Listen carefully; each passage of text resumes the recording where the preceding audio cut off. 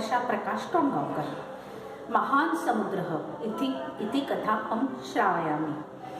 सागरे सर्वदा जलतरंग भवति इति सागरस्य स्वभावः वर्तते। एकः बालकः समुद्रतीरे तिष्ठन् आसीत्। तदा सहसा एक जलतरंग आगत्य तस्य बालकस्य एका पादुकां नीत्वा गतवान्। तदा सः बालकः दुःखितः सन् रोदनं कृत्वा Hello friends, as we know that Sanskrit is regarded as the ancient language in Hinduism, where it was used as means of communication and dialogues by the deities, and then later on by Indo-Aryans and in Vedas. It is however seen in modern times that the number of Sanskrit learners and the speakers have reduced largely. Is the reason of not opting languages mere scope in terms of career, or is it a difficult language to learn? To know answers of all such questions, let's meet our today's guest, Varsha Tongaonkar Tai, who is passionate about Sanskrit and did doctorate in Sanskrit language as well. So let's welcome Varsha ji. Namaskar Varsha ji, we welcome you on our channel and thank you so much for joining us. Rajni जी, आपको और श्रोतागण को मेरा प्यार भरा नमस्कार। वर्षा जी, बहुत अच्छा होगा यदि आप हमारे दर्शकों को अपना संक्षिप्त में परिचय दे सकें। मेरा नाम डॉक्टर वर्षा प्रकाश टोंगावकर है। मैंने संस्कृत में एमए, एमफिल, पीएचडी हासिल की है। मराठी एमए भी किया है और इंग्लिश का डिप्लोमा भी किया है और एमएससीआईटी भी की है। ये सब मैंने विशेष प्रावीण्य श्रेणी में उत्तीर्ण किया है। मेरी अब तक 2 पुस्तकें प्रकाशित हो चुकी है और फेसबुक पर मेरा सुसंस्कृत नाम से खुद का मुखपृष्ठ है, जिस पर मैं नियमितता से लिखान करती हूँ। wordpress.com पर भी ब्लॉग लिखती हूँ और 30 से ज्यादा समूहों पे प्रतिदिन मेरा लेखन रहता है। वर्षा जी, ऐसा क्या था जिसकी वजह से आपको लगा कि संस्कृत में करियर बनाना चाहिए? ऐसे क्या ऑप्शंस आपको नजर आए? What made you to pursue career in Sanskrit language and what career options are available in this field? मेरे दादाजी और पिताजी के कारण मैं इस क्षेत्र में आई हूँ। उनके कारण ही मुझे 12वीं में उनकी प्रेरणा से ही मुझे 12वीं में गोल्ड मेडल हासिल हुआ था और मेरी इच्छा थी कि मैं संस्कृत में ही करियर करूं। मेरे दादाजी त्रिकाल संध्या करते थे और वेदों के शाकल शाखा के ऋग्वेद के वेदों के शाकल शाखा के मंत्रोच्चार हमारे यहाँ प्रतिदिन गूंजते थे, इसलिए मुझे उसमें इंटरेस्ट था। और फिर मैंने सोचा कि मुझे भी वेदों पर कुछ ना कुछ अभ्यास करना चाहिए।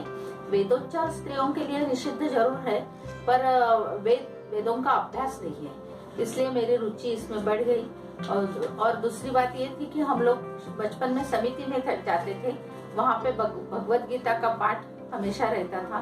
भगवत गीता सुनकर भी मुझे उसमें रुचि उत्पन्न हुई थी और मैंने संस्कृत में ही करियर करने का फैसला किया था।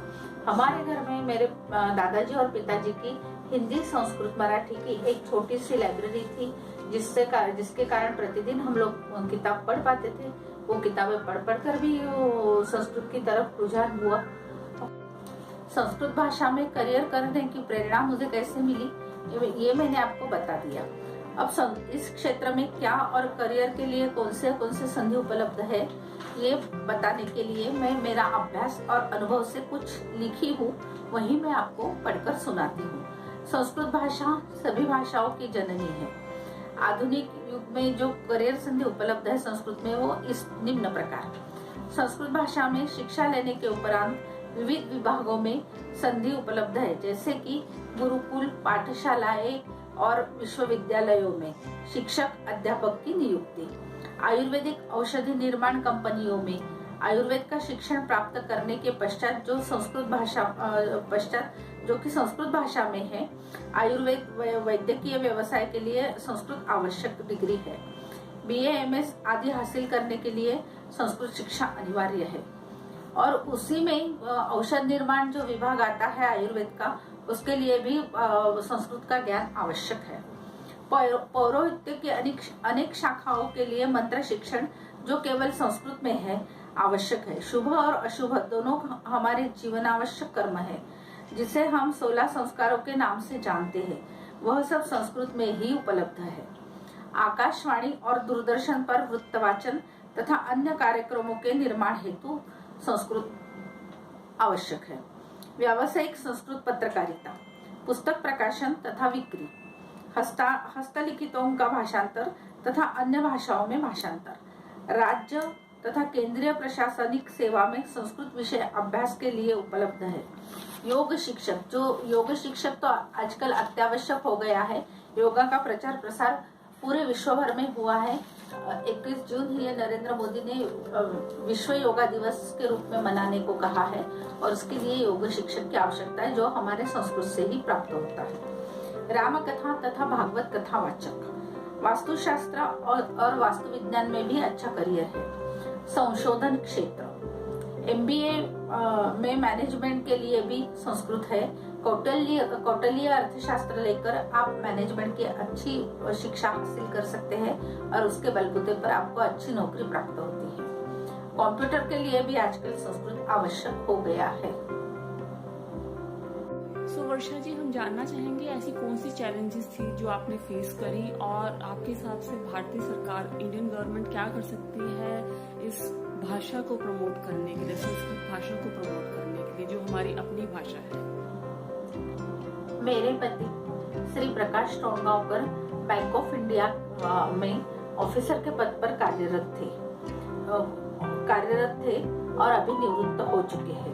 उनके कार्यकाल में समय समय पर तबादले होते रहे। अधिकांश गांवों में ग्रंथालयों की स्थिति और मुख्यतः संस्कृत संबंधी ग्रंथों की परिस्थिति अच्छी नहीं थी। बहुत कम ग्रंथालयों में संस्कृत संबंधी ग्रंथ उपलब्ध थे तथा मार्गदर्शन हेतु विद्वान शिक्षकों की भी कमी पाई गई है। संस्कृत भाषा में रुचि पैदा करने के लिए शासन प्राथमिक स्कूलों के स्तर से संस्कृत विषय अनिवार्य करे तथा समय समय पर स्कूलों और महाविद्यालयों में संस्कृत भाषा के विविध कार्यक्रमों का आयोजन करने के लिए प्रोत्साहित करें और इस कार्य हेतु उचित प्रोत्साहन राशि उन संस्थाओं को दे।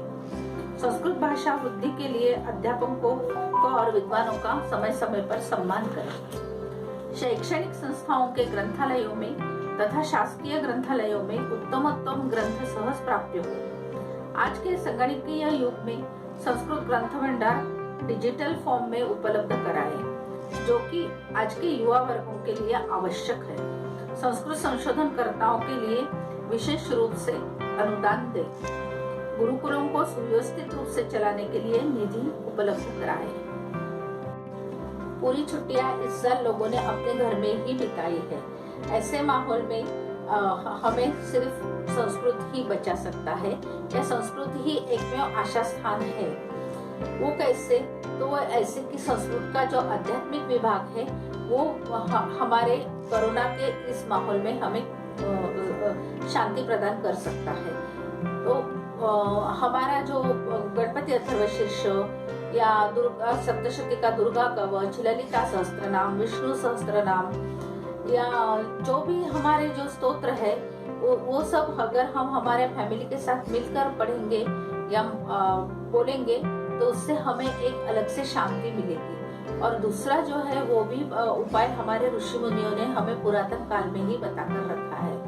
वो ऐसे कि नहाने के बाद हम प्रथम क्या करते हैं तो भगवान के पास दिया जलाते हैं। भगवान के पास दिया जलाने के बाद हमें जो सुख शांति मिलती है वो कहीं नहीं मिलती। हमारे घर में बिजली है, बिजली का बहुत सारा प्रकाश हमें मिलता है, तो भी भगवान के पास से दिए पर जो दिए से जो शांति प्राप्त होती है वो इतरत्र नहीं मिलती है। भगवान के दिए में पूरा ब्रह्मांड समाविष्ट है। समय या निरंजन लगाने के बाद हमें एक अलग ही सुकून मिलता है।